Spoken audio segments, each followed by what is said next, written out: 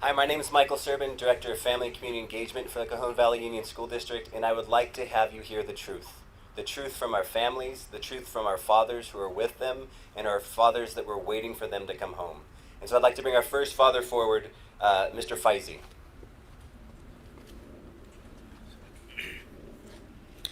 Good afternoon, ladies and gentlemen. Thank you very much for your time. Thanks for Congressman. Thanks for everybody. So, first of all, I want to say thanks for all Marines that they help Afghan people for evacuation. It wasn't so easy for us, for those people that they were waiting in Kabul airport, that they were waiting to cross the gate. With 5 kids, family, sorry, with 5 kids, family was not easy to pass the gate. So, thanks for Fredun Hashmi, thanks for Muhammad, thanks for Cajon Valley Union School. They helped us to pass the gate and come back finally to United States. We brought our kids, but it wasn't easy. It wasn't easy. There was thousand people was outside and more than 5,000 inside the base, and everybody was trying to escape from Afghanistan. People are suffering there. More than 1,000 people are left behind. All of them has legal documents, SIV. Most of them was working with US Army, coalition forces, NATO, and they left it behind. I don't know why. Most of undocumented people are here in Virginia, Washington, D.C., Germany, Qatar, and so on. But most of the people that they issued their visa, they have green card, passport holder, they left it in Afghanistan. I had my green card. I have kids. She's U.S. citizen. It was really hard for us to pass the Taliban gate. And they told us, why you guys are leaving Afghanistan? Why you guys not staying here with us? I told them, that's our country, that's my nation, we living there. So we have to get out of here. So finally we came here, and it wasn't easy. I was 4 days stuck inside the base with my 5 kids, through the sunshine, no shelter, nothing.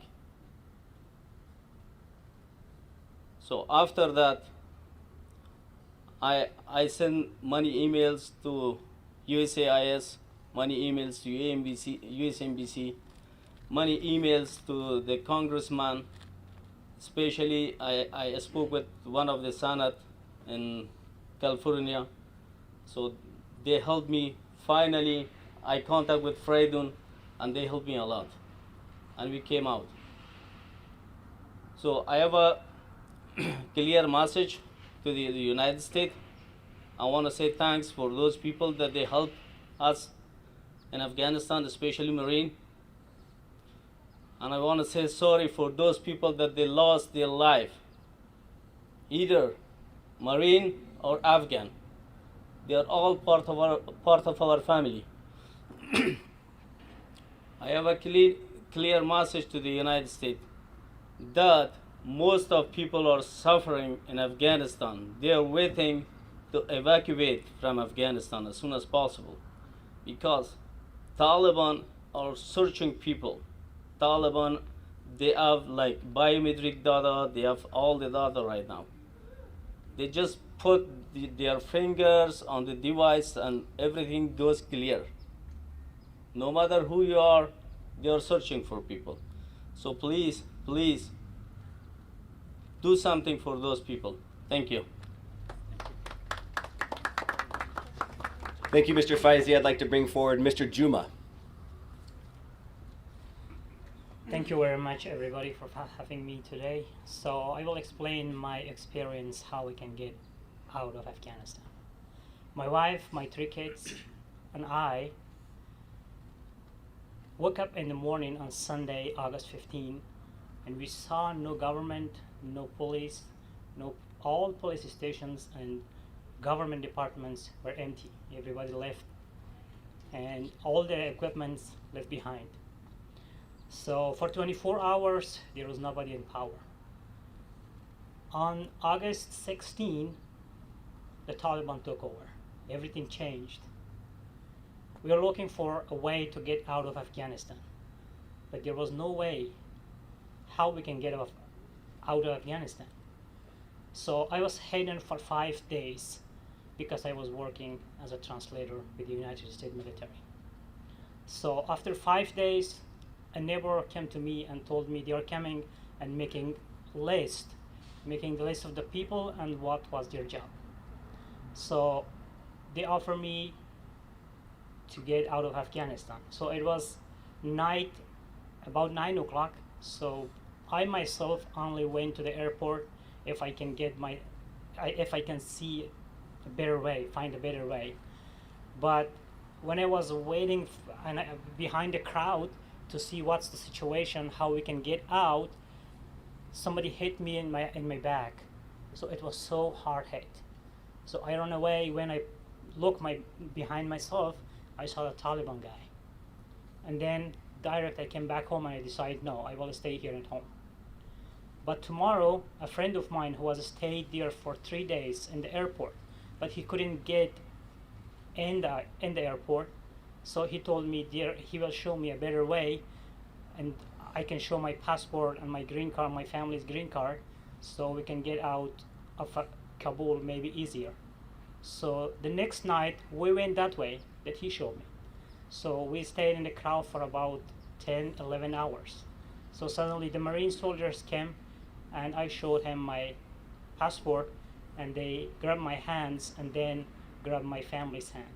So we get inside, but still we have thousands of families there.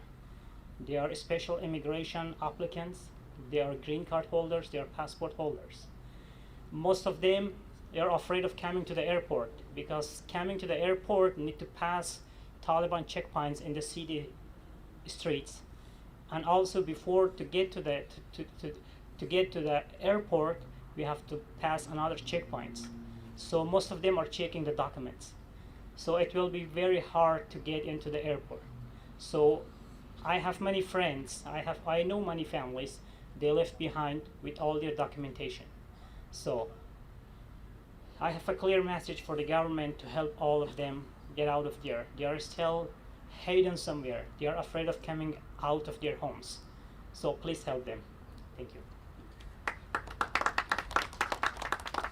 Thank you, Mr. Juma. I'd like to bring forward Mr. Nurstani. Thank you very much, sir. Mr. Congressman, Dr. David, and Mr. Mayor, the entire Cajon Family Directorate, thank you very much for organizing this event. And the media, thank you very much for coming in this to participate in this event. I am the father of 8 U.S. citizens who were evacuated during tough time in Afghanistan, and this is all done by the help of these people you see behind me. They did a tremendous job, and I really appreciate that. And also, my heartfelt condolences goes to the U.S. service members who has been killed during this operation, helping others to evacuate from Afghanistan. And also the Afghans, the civilians who were there. Some of them maybe were SIV eligible, some of them were maybe US citizen, I'm not confirmed, but some of them were green card holder.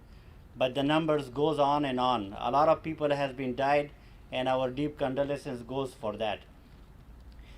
And also, my message for the United States is we have a lot of allies, we have a lot of our colleagues still stuck in Afghanistan. They are eligible, they are SIVs, they are people who work for the government, United States government, direct and indirect. I'm holding this file. It has more than 30 people who are eligible for this cause. And the true friend is when they need help and you help them. So they helped the United States in the tough time. Now the United States has to not leave them behind. and this is the time for all of us to help those people who are left behind. There's gonna be a chaos coming. There will be a lot of revenge will be taken from those guys. So before this starts, before these things starts, we have to evacuate them as soon as possible.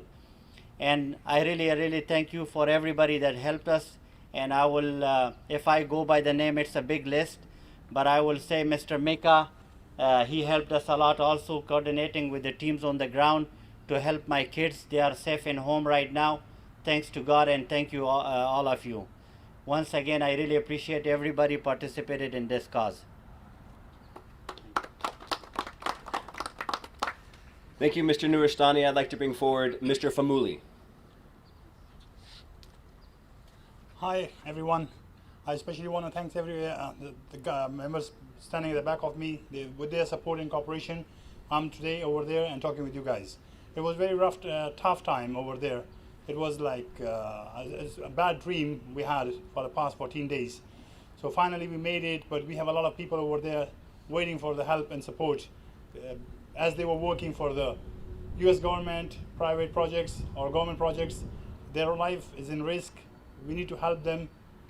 As we got out, so we should not forget those people who are at the back. So my clear message to the US government is that please help them and get them out of the situation. Their life is in danger. They are not staying at one home at a time. They are moving every night to different places to be safe and secure. And I especially thanks all of you guys for being there and supporting us.